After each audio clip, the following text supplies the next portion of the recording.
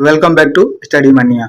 इस वीडियो में हम लोग बिहार पुलिस का टेस्ट सीरीज जो है 2025 वाला, ये खान सर के कोचिंग का है। टेस्ट नंबर 2 को हम लोग डिस्कस करने वाले हैं। शुरू करते हैं। पहला क्वेश्चन है कि ब्रिटिश संसद ने अमेरिकी उपनिवेशों पर किस प्रकार का कर लगाया था जिससे नो टैक्सेशन विदाउट रिप्रेजेंटेशन का नारा जन्मा था। तो यह हो जाएगा शुगर ड्यूटी और स्टैंप ड्यूटी। ऑप्शन बी हमारा राइट आंसर हो जाएगा। याद रखेंगे कि ब्रिटिश संसद ने अमेरिकी उपनिवेशों पर शुगर ड्यूटी और स्टैंप ड्यूटी कर लगाया था जिससे नो टैक्सेशन विदाउट रिप्रेजेंटेशन का नारा जन्मा था। अगला क्वेश्चन है कि निर्देश दिए गए वाक्यों में से शुद्ध वाक्य का चयन कर चिन्हित करना है। तो पहला है नदी के किनारे बहुत पेड़ खड़ा है, यह गलत हो जाएगा। नेक्स्ट है छात्र अनुशासन प्रिय होना चाहिए, यह भी गलत है। उसके बाद तीसरा है युद्ध मनुष्य को अमानवीय बनाता है। ऑप्शन सी जो हो जाएगा हमारा राइट आंसर हो जाएगा। नेक्स्ट है महात्मा गांधी के अनुसार सत्याग्रह का वास्तविक अर्थ क्या था। तो महात्मा गांधी के अनुसार सत्याग्रह का वास्तविक अर्थ था प्रेम, आत्मबल और सत्य पर आधारित सक्रिय अहिंसात्मक प्रतिरोध। ऑप्शन सी हमारा राइट आंसर हो जाएगा। महात्मा गांधी के अनुसार जो है सत्याग्रह का वास्तविक अर्थ है प्रेम, आत्मबल और सत्य पर आधारित सक्रिय अहिंसात्मक प्रतिरोध। नेक्स्ट है महामंदी के दौरान अमेरिका ने अपनी अर्थव्यवस्था की रक्षा के लिए क्या कदम उठाया जिससे विश्व व्यापार को एक और झटका लगा था। तो सबसे पहले जो महामंदी हुआ था यह 1929-30 के आसपास हुआ था और इसमें अमेरिका ने अपनी अर्थव्यवस्था की रक्षा के लिए जो कदम उठाया था वह हो जाएगा करों को कम कर दिया, यानी टैक्स को कम कर दिया था। ऑप्शन सी हमारा राइट आंसर हो जाएगा। नेक्स्ट है चीन में सबसे प्रारंभिक प्रिंटिंग तकनीक किसके माध्यम से विकसित हुई थी। तो चीन में सबसे प्रारंभिक प्रिंटिंग तकनीक जो है यह हाथ से छपाई के माध्यम से विकसित हुई थी। ऑप्शन डी हमारा राइट आंसर हो जाएगा, वह हैंड प्रिंटिंग थी। नेक्स्ट है चर्च द्वारा लगाया जाने वाला कर जिससे कृषि उपज का 10वां हिस्सा शामिल होता है उसे क्या कहते हैं। तो जो चर्च द्वारा लगाया जाता है वह कृषि उपज का जो होता है 1/10 हिस्सा होता है, उसे हम लोग बोलते हैं दशमांश। ऑप्शन जो बी हो जाएगा हमारा राइट आंसर हो जाएगा। नेक्स्ट है समुद्रगुप्त को भारत का नेपोलियन यानी भारतीय नेपोलियन किसने कहा था। तो समुद्रगुप्त को भारत का नेपोलियन विंसेंट स्मिथ के द्वारा कहा गया था। ऑप्शन सी जो हो जाएगा हमारा राइट आंसर हो जाएगा। नेक्स्ट है 8 नंबर क्वेश्चन है select the meaning for the given idiom. Idiom दिया हुआ है और इसका मीनिंग बताना है। इडियम है हैव अ गुड रन। तो हैव अ गुड रन का मतलब हो जाएगा टू एक्सपीरियंस जॉय और success in some endeavour but only for a limited period of time. Option जो ए हो जाएगा हमारा राइट आंसर हो जाएगा। नेक्स्ट है भारतीय संविधान के अनुसार राष्ट्रपति पद की शपथ ग्रहण करने वाले व्यक्ति को शपथ दिलाने का अधिकार किसे प्राप्त होता है। यह होता है सर्वोच्च न्यायालय के मुख्य न्यायाधीश जो न्यायपालिका के सर्वोच्च पदाधिकारी होते हैं। याद रखेंगे कि भारतीय संविधान के अनुसार जो है राष्ट्रपति पद की शपथ ग्रहण करने वाले व्यक्ति को शपथ दिलाने का अधिकार जो होता है यह सर्वोच्च न्यायालय के मुख्य न्यायाधीश जो न्यायपालिका के सर्वोच्च पदाधिकारी होते हैं उनको प्राप्त होता है। तो ऑप्शन जो डी हो जाएगा हमारा राइट आंसर हो जाएगा। नेक्स्ट है भारत की केंद्र सरकार किस गठबंधन के अंतर्गत कार्य कर रही है। तो भारत की जो केंद्र सरकार है यह राजनीतिक जनतांत्रिक गठबंधन जो है एनडीए के द्वारा अंतर्गत कार्य कर रही है। तो ऑप्शन जो ए हो जाएगा हमारा राइट आंसर हो जाएगा। नेक्स्ट है सशक्त लोकतंत्र के लिए सबसे आवश्यक है। तो सशक्त लोकतंत्र के लिए सबसे आवश्यक हो जाएगा जागरूक नागरिक। ऑप्शन जो बी हो जाएगा हमारा राइट आंसर हो जाएगा। अगला है लोकसभा चुनाव में उपयोग होने वाली निर्वाचन प्रणाली का नाम क्या है। तो लोकसभा चुनाव में उपयोग होने वाली जो निर्वाचन प्रणाली है उसका नाम हो जाएगा प्रथम पिछड़ा पद प्रणाली। ऑप्शन सी जो हो जाएगा हमारा राइट आंसर हो जाएगा। नेक्स्ट है 74वां संविधान संशोधन किस विषय से जुड़ा हुआ है? तो 74वां संविधान संशोधन जो है यह शहरी स्थानीय निकाय से जुड़ा हुआ है, याद रखेंगे। और जो 73वां संविधान संशोधन है यह पंचायती राज से जुड़ा हुआ है। नेक्स्ट है राज्य लोक सेवा आयोग के सदस्यों की नियुक्ति कौन करता है? तो राज्य लोक सेवा आयोग के जो सदस्यों की नियुक्ति होती है यह राज्यपाल के द्वारा की जाती है। याद रखेंगे कि राज्य सेवा आयोग के सदस्यों की नियुक्ति राज्यपाल के द्वारा की जाती है, लेकिन अगर उनको पद से हटाने की बात हो तो राष्ट्रपति के द्वारा उनको पद से हटाया जाता है। नेक्स्ट है भारत में मूल अधिकार जो है यह बाध्यकारी होते हैं। ऑप्शन जो ए हो जाएगा हमारा राइट आंसर हो जाएगा। याद रखेंगे भारत में जो मूल अधिकार होते हैं यह बाध्यकारी होते हैं।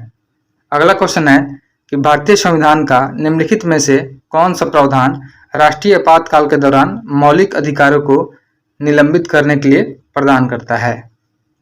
तो यह हो जाएगा अनुच्छेद 358। अनुच्छेद 358 के अकॉर्डिंग जो है राष्ट्रीय आपातकाल के दौरान मौलिक अधिकारों को निलंबित किया जाता है। नेक्स्ट है निम्नलिखित में से कौन सा तत्व नीति निर्देशक तत्वों के अंतर्गत आता है? तो यह हो जाएगा समान वेतन और सामान्य कार्य। समान वेतन और सामान्य कार्य जो है यह नीति निर्देशक तत्वों के अंतर्गत आता है। ऑप्शन जो बी हो जाएगा हमारा राइट आंसर हो जाएगा। नेक्स्ट है निम्नलिखित में से कौन सी दशा सिजगी कहलाती है? तो सिजगी जो कहलाती है यह सूर्य, पृथ्वी और चंद्रमा का एक रेखा में होना इसे सिजगी बोला जाता है। ऑप्शन जो ए हो जाएगा हमारा राइट आंसर हो जाएगा। याद रखेंगे सिजगी जो होती है इसमें सूर्य, पृथ्वी और चंद्रमा एक ही रेखा में सेम होते हैं। नेक्स्ट है यदि एक खनिज क्षेत्र में सीसा पाया जाता है तो उसके साथ किस धातु के मिलाने से सर्वाधिक संभावना होती है? किस धातु के मिलने की सबसे अधिक संभावना होती है? तो हो जाएगा जस्ता। यदि किसी खनिज क्षेत्र में अगर सीसा पाया जाता है तो वहां पे जस्ता पाए जाने की अधिक संभावना होती है। ऑप्शन जो सी हो जाएगा हमारा राइट आंसर हो जाएगा। नेक्स्ट है निम्नलिखित में कौन सा महासागर क्षेत्रफल के आधार पर सबसे छोटा माना जाता है? तो हो जाएगा आर्कटिक महासागर। आर्कटिक महासागर जो है यह क्षेत्रफल के आधार पर सबसे छोटा माना जाता है। नेक्स्ट है select the antonym of the underline word. इसमें दिया हुआ है during her period of bereavement she found comfort in the support of her close friends and family। तो bereavement का हो जाएगा यहाँ पे एंटोनिम पूछा है तो कंफर्ट हो जाएगा। ऑप्शन जो बी हो जाएगा हमारा राइट आंसर हो जाएगा। नेक्स्ट है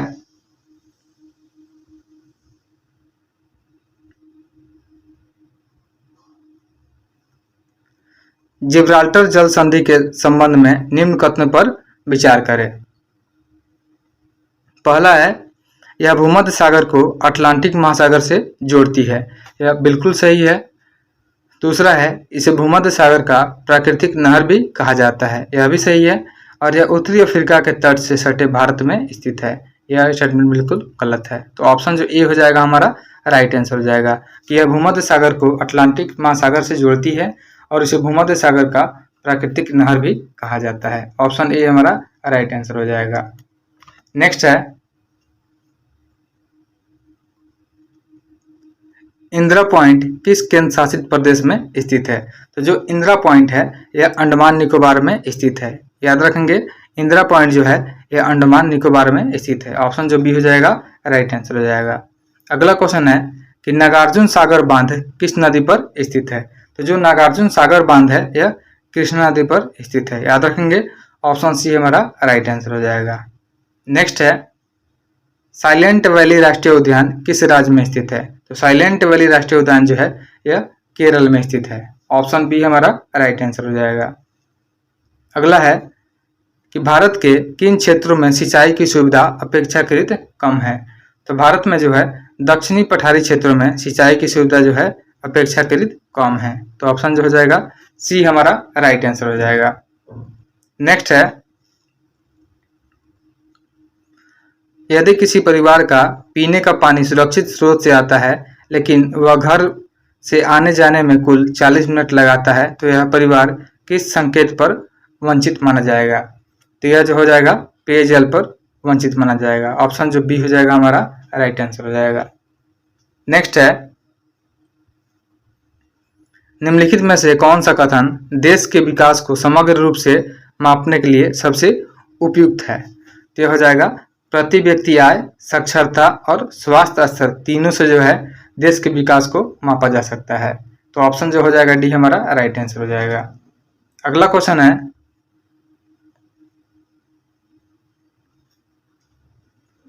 यदि किसी उपभोक्ता को धोखे से खराब उत्पाद बेचा गया हो तो उसे किस संस्था की सहायता लेनी चाहिए।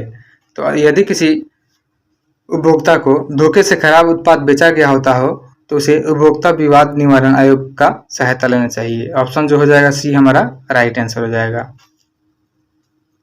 नेक्स्ट है, मांग पर जमा यानी डिमांड डिपॉजिट को आधुनिक मुद्रा का हिस्सा क्यों माना जाता है। तो डिमांड डिपॉजिट जो होता है इसको आधुनिक मुद्रा का हिस्सा माना जाता है क्योंकि इसे लेन देन चेक द्वारा किया जा सकता है। ऑप्शन सी हमारा राइट आंसर हो जाएगा। नेक्स्ट है, निम्न में से कौन सी युग्म जो है सही सुसंगत नहीं है। पहला है इसरो जो है इसका मुख्यालय बेंगलुरु में है, यह सही है। उसके बाद है उपग्रह प्रक्षेपण केंद्र, यह हैदराबाद में नहीं होगा। तो ऑप्शन जो बी हो जाएगा सही सम्मिलित नहीं है। अगला है विक्रम साराभाई अंतरिक्ष केंद्र तिरुवनंतपुरम में, यह सही सम्मिलित है। और उपग्रह केंद्र जो है यह हो जाएगा अहमदाबाद में। नेक्स्ट है, वैशाली में विश्व के प्रथम गणतंत्र की स्थापना निम्न में से किसके शासनकाल में मानी जाती है। तो वैशाली में जो है विश्व के प्रथम गणतंत्र की स्थापना यह लिच्छवी गणराज्य के द्वारा मानी जाती है। ऑप्शन जो ए हो जाएगा हमारा राइट आंसर हो जाएगा। अगला है, निम्नलिखित में कौन सी नीति आयोग की एक पहल है। तो नीति आयोग की जो पहल हो जाएगी इसमें से यह हो जाएगी अटल नवाचार मिशन। ऑप्शन जो डी हो जाएगा हमारा राइट आंसर हो जाएगा। नीति आयोग के द्वारा शुरू की गई थी अटल नवाचार मिशन, तो ऑप्शन डी हमारा राइट आंसर होगा। नेक्स्ट है, स्वेज नहर किस देश में स्थित है। तो जो स्वेज नहर है यह मिस्र में स्थित है। ऑप्शन सी हमारा राइट आंसर हो जाएगा। याद रखेंगे स्वेज नहर मिस्र में स्थित है। नेक्स्ट है, बिहार में पाई जाने वाली किस चट्टानी संरचना से प्राप्त पाइराइट का उपयोग गंधक निर्माण में किया जाता है, जबकि वही संरचना ऐतिहासिक स्मारकों के निर्माण में भी प्रयुक्त हुई है। तो यह हो जाएगा विंध्यन समूह की चट्टानें। ऑप्शन जो डी हो जाएगा हमारा राइट आंसर हो जाएगा। अगला क्वेश्चन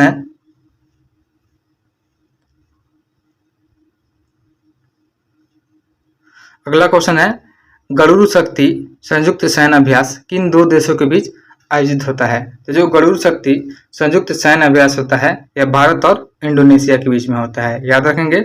और भारत और नेपाल के बीच में होता है, यह होता है सूर्य किरण। और भारत और श्रीलंका के साथ मित्र शक्ति होता है। नेक्स्ट है, निम्नलिखित में कौन सा भारत का पहला उपग्रह था जिसे इसरो ने लॉन्च किया था। तो भारत का पहला उपग्रह जिसे इसरो के द्वारा लॉन्च किया गया था यह हो जाएगा आर्यभट्ट। ऑप्शन ए हमारा राइट आंसर हो जाएगा। नेक्स्ट है, और आर्यभट्ट को 1975 में लॉन्च किया गया था। नेक्स्ट है कि समानता की जो प्रतिमा है स्टैच्यू ऑफ इक्वलिटी किस संत को समर्पित है। तो जो समानता की प्रतिमा है स्टैच्यू ऑफ इक्वलिटी यह जो है श्री रामानुजाचार्य को समर्पित है। ऑप्शन जो सी हो जाएगा हमारा राइट आंसर हो जाएगा। अगला है, हाल ही में भयंकर भूख संकट के कारण चर्चा में आया दारफुर क्षेत्र जो है किस देश का हिस्सा है।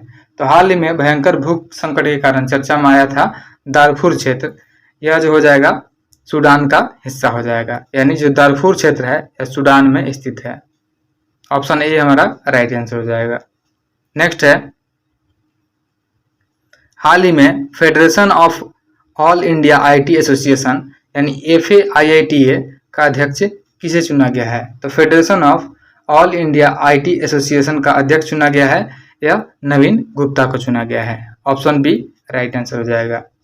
अगला क्वेश्चन देखते हैं, विश्व बॉक्सिंग कप फाइनल 2025 की मेजबानी किस देश को सौंपी गई है? तो विश्व बॉक्सिंग कप फाइनल 2025 की जो मेजबानी सौंपी गई है यह भारत को सौंपी गई है। ऑप्शन जो डी हो जाएगा हमारा राइट आंसर हो जाएगा। नेक्स्ट है, state of the ocean report किस संस्था के द्वारा जारी किया जाता है? तो state of the ocean report जो है यह जारी किया जाता है संयुक्त राष्ट्र शैक्षिक वैज्ञानिक और सांस्कृतिक संगठन यानी यूनेस्को के द्वारा जो है state of the ocean report को जारी किया जाता है।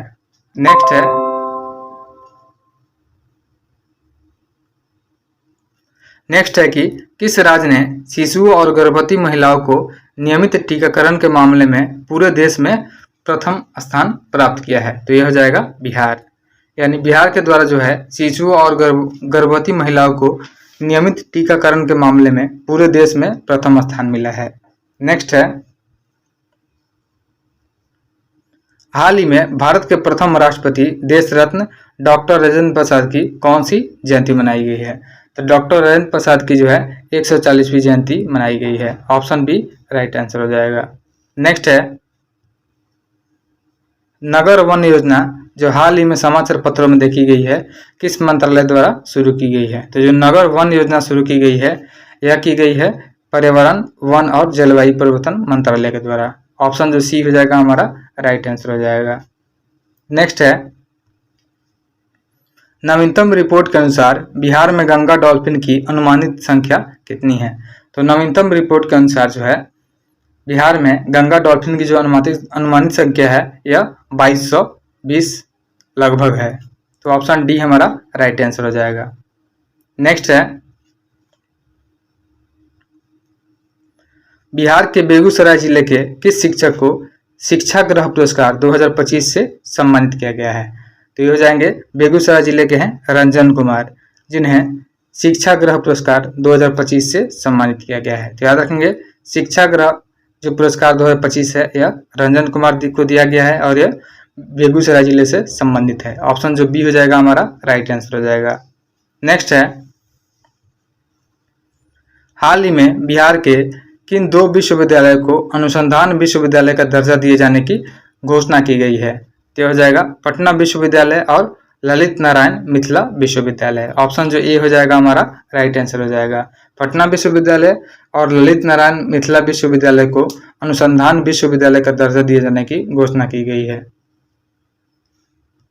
अगला क्वेश्चन है कि हाल ही में किस प्रख्यात इतिहासकार और काशी प्रसाद जायसवाल शोध संस्थान पटना के पूर्व निदेशक का 85 वर्ष की आयु में निधन हो गया है? तो यह हो जाएगा डॉक्टर चित्तरंजन प्रसाद सिन्हा। ऑप्शन जो बी हो जाएगा हमारा राइट आंसर हो जाएगा। अगला क्वेश्चन है,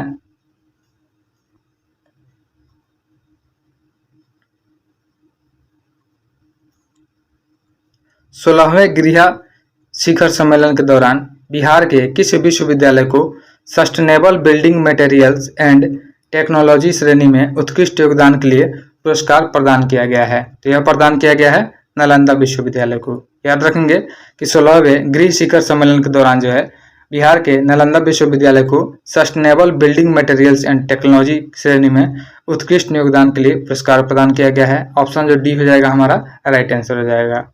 अगला क्वेश्चन है, बिहार के पूर्व पुलिस महानिदेशक के जैकब जिनका हाल ही में निधन हो गया है मूल रूप से किस राज्य के निवासी थे? तो बिहार के जो पूर्व महानिदेशक थे के जैकब, इनका हाल ही में निधन हो गया है और यह मूल रूप से केरल राज्य के निवासी थे। तो ऑप्शन जो बी हो जाएगा हमारा राइट आंसर हो जाएगा। नेक्स्ट है, IPL 2025 की नीलामी में बिहार के वैभव सूर्यवंशी को किस टीम ने 1 करोड़ 10 लाख रुपए की बोली लगाकर खरीदा था? तो ये हो जाएगा राजस्थान रॉयल्स। राजस्थान रॉयल्स के द्वारा जो है आईपीएल 2025 की नीलामी में बिहार के वैभव सूर्यवंशी को 1 करोड़ 10 लाख रुपए में बोली लगाकर खरीदा गया था। नेक्स्ट है भारत अंतर्राष्ट्रीय व्यापार मेला IITF के 43वें संस्करण में किस राज्य ने स्वर्ण पदक जीता है? तो यह हो जाएगा बिहार। यानी IITF जो है भारत अंतर्राष्ट्रीय व्यापार मेला के 43वें संस्करण में बिहार ने स्वर्ण पदक जीता है। तो 53 का आंसर हमारा सी राइट आंसर हो जाएगा। नेक्स्ट है किसी चलती गेंद को अचानक रोकने पर चोट क्यों लगती है? तो किसी चलती गेंद को अचानक रोकने पर चोट लगने का कारण होता है संवेग जो होता है अचानक शून्य हो जाता है। ऑप्शन बी हमारा राइट आंसर हो जाएगा। नेक्स्ट है पानी की टंकी में बर्फ की एक गेंद तैर रही है, जब बर्फ पिघलती है तो जल स्तर जो होता है नहीं बदलता है। ऑप्शन जो ए हो जाएगा हमारा राइट आंसर हो जाएगा। नेक्स्ट है यदि दूरबीन में मुख्य लेंस की अपवर्तन संख्या अधिक होगी तो इसका क्या प्रभाव पड़ेगा? तो यदि दूरबीन में मुख्य लेंस की जो अपवर्तन संख्या होगी यह अधिक होगी तो प्रकाश की किरणें अधिक मुड़ेंगी और चित्र जो है अधिक स्पष्ट होगा। ऑप्शन जो बी हो जाएगा हमारा राइट आंसर हो जाएगा। अगला क्वेश्चन है 57। जो वस्तु प्रकाश के सभी रंगों का अवशोषण कर लेती है तो उसका रंग जो होता है यह काला होता है। नेक्स्ट है वायु में आर्द्रता बढ़ने पर हवा का घनत्व किस प्रकार प्रभावित होता है? तो वायु में आर्द्रता बढ़ने पर हवा का जो घनत्व होता है घट जाता है। ऑप्शन बी राइट आंसर हो जाएगा। नेक्स्ट है पीसा की झुकी मीनार क्यों नहीं गिरती है? तो पीसा की जो झुकी मीनार है यह गुरुत्वीय केंद्र की लंब सीध आधार के भीतर रहती है, इसलिए यह नहीं गिरती है। ऑप्शन जो डी हो जाएगा हमारा राइट आंसर हो जाएगा। पीसा की जो झुकी मीनार है उसका गुरुत्व केंद्र जो है इसकी लंब है यह सीध आधार के भीतर रहती है। नेक्स्ट है प्रेशर कुकर भोजन को जल्दी क्यों पकाता है? तो प्रेशर कुकर भोजन को जल्दी इसलिए पकाता है कि कुकर के भीतर का दाब जो होता है बढ़ जाता है। ऑप्शन ए हमारा राइट आंसर हो जाएगा। नेक्स्ट है विसरण की प्रक्रिया के लिए आवश्यक क्या है? तो विसरण की प्रक्रिया के लिए आवश्यक हो जाएगा कणों की स्वतंत्र गति। ऑप्शन बी राइट आंसर हो जाएगा। नेक्स्ट है यदि दो परमाणुओं के बीच बॉन्ड लंबाई कम है तो आमतौर पर उनका बॉन्ड कैसा होता है? यदि दो परमाणुओं के बीच बॉन्ड लंबाई जब कम होता है तो आमतौर पर उनका बॉन्ड जो होता है मजबूत और छोटा होता है। नेक्स्ट है निम्नलिखित में कौन सा अणु अध्रुवीय बंध का उदाहरण है? तो यह हो जाएगा H2 यानी हाइड्रोजन अणु जो होता है यह अध्रुवीय बंध का उदाहरण होता है। अगला है कि 1 एंगस्ट्रॉम के बराबर होता है। तो 1 एंगस्ट्रॉम जो होता है यह बराबर होता है 10 के पावर -8 सेंटीमीटर। नेक्स्ट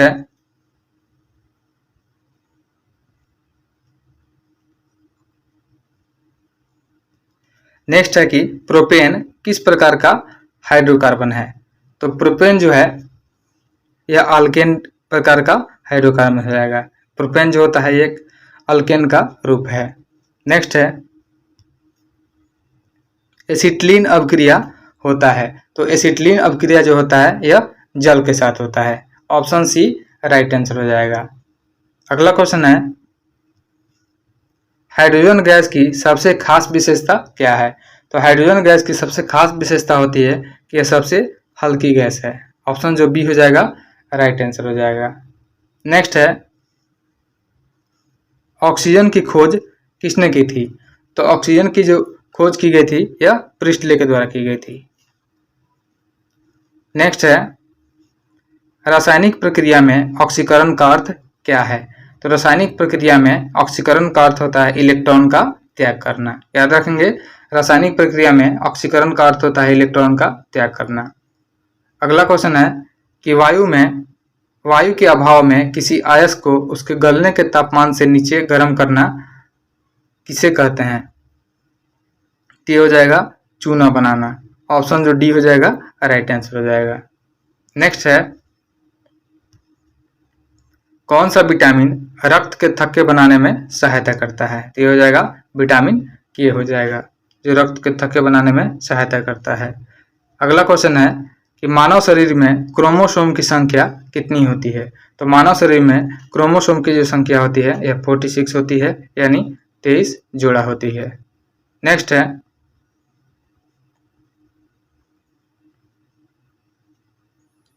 एक शाकाहारी को शरीर के लिए आवश्यक फास्फोरस कहाँ से मिलता है?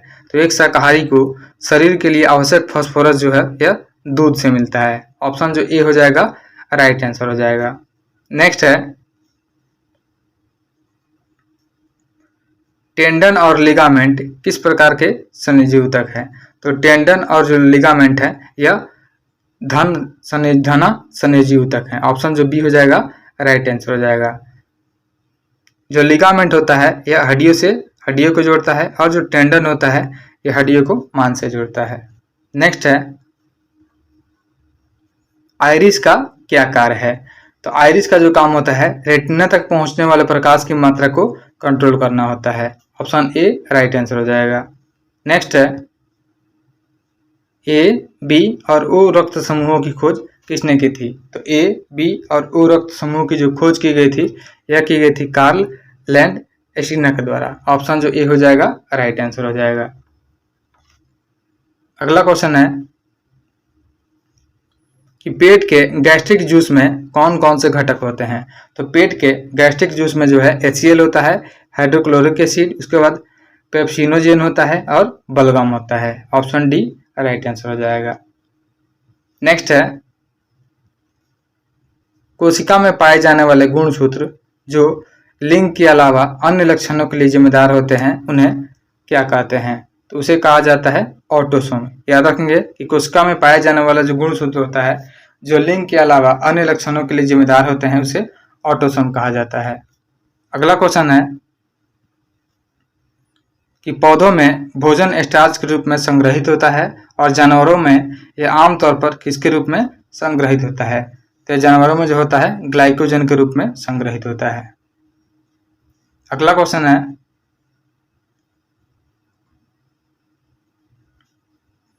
निम्नलिखित में से किसे कोशिका का पावर हाउस कहा जाता है? तो हो जाएगा माइटोकॉन्ड्रिया। माइटोकॉन्ड्रिया का जो है कोशिका का पावर हाउस कहा जाता है। नेक्स्ट है, आगे मैथ्स है, आंसर बता देता हूँ। 81 का जो आंसर हो जाएगा ऑप्शन डी हो जाएगा। उसके बाद है 82 का जो आंसर हो जाएगा यह भी डी हो जाएगा। उसके बाद 83 है, 83 का जो आंसर हो जाएगा यह ए हो जाएगा, 7/5 हो जाएगा। उसके बाद है 84 का जो आंसर हो जाएगा ऑप्शन सी हो जाएगा। उसके बाद 85 है, 85 का जो आंसर हो जाएगा ऑप्शन ए 56 हो जाएगा। उसके बाद है 86, तो 86 का जो आंसर हो जाएगा यह हो जाएगा ऑप्शन डी 231 सेंटीमीटर क्यूब। उसके बाद है 87 का आंसर सी हो जाएगा √19। अगला है 88 का जो आंसर हो जाएगा ऑप्शन ए हो जाएगा, 7/9 हो जाएगा। उसके बाद 89 है, 89 का select the appropriate meaning of the given idioms या फ्रेज। इडियम फ्रेज दिया हुआ है अ डाइम अ डजन। तो अ डाइम अ डजन का मतलब होता है very common and no particular value. Option जो ए हो जाएगा राइट आंसर हो जाएगा। नेक्स्ट है, select the appropriate one word substitution for the given group of words. One word substitution बताना है। The specific study of birds. Birds का जो स्पेसिफिक स्टडी होता है उसको क्या बोलते हैं? तो उसको बोलते हैं ऑर्निथोलॉजी। ऑप्शन जो ए हो जाएगा राइट आंसर हो जाएगा। नेक्स्ट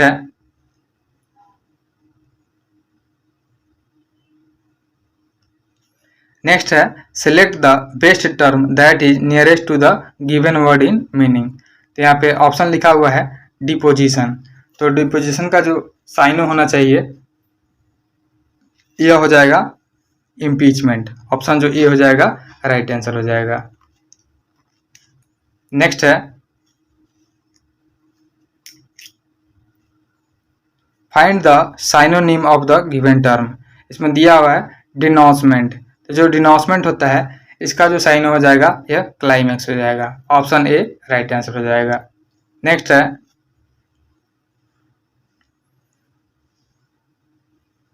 आगे रीजनिंग यह पजल दिया हुआ है, पजल का आंसर बता देता हूं। 93 का ऑप्शन हो जाएगा, ऑप्शन ए हो जाएगा। उसके बाद है 94, select the word that contains the opposite meaning to the given word. इसमें एंटोनिम बताना है। कोर्स जो हो जाएगा, कोर्स का जो मीनिंग हो जाएगा यह स्मूथ हो जाएगा, एंटोनिम्स हो जाएगा। नेक्स्ट है निम्नलिखित में कौन सी संस्था हिंदी के मानकीकरण में महत्वपूर्ण भूमिका निभाती है? तो हो जाएगा केंद्रीय हिंदी निदेशालय। ऑप्शन जो बी हो जाएगा राइट आंसर हो जाएगा। अगला क्वेश्चन है कि मानक हिंदी में जो अनुस्वार होता है का प्रयोग किस ध्वनि के स्थान पर किया जाता है? तो यह किया जाता है पंचम वर्ण के स्थान पर किया जाता है। ऑप्शन जो सी हो जाएगा राइट आंसर हो जाएगा। नेक्स्ट है पितरादेश का सही संधि विच्छेद क्या है? तो पितरादेश का सही संधि विच्छेद हो जाएगा पितृ प्लस आदेश। ऑप्शन ए राइट आंसर है। नेक्स्ट है कि 3 रंगों का समूह के लिए सही समासिक पद क्या होगा? तो 3 रंगों का समूह शब्द के लिए सही समासिक पद जो हो जाएगा यह हो जाएगा तिरंगा। अगला है चक्रधर का समास विग्रह क्या होगा? तो चक्रधर का समास विग्रह हो जाएगा चक्र को धारण करने वाला। लास्ट क्वेश्चन है कि मानवीय शब्द में मूल शब्द और प्रत्यय को अलग करना है। तो मानवीय शब्द में जब मूल शब्द और प्रत्यय शब्द को अलग करेंगे तो यह हो जाएगा मानव प्लस ईय। ऑप्शन जो बी हो जाएगा राइट आंसर हो जाएगा।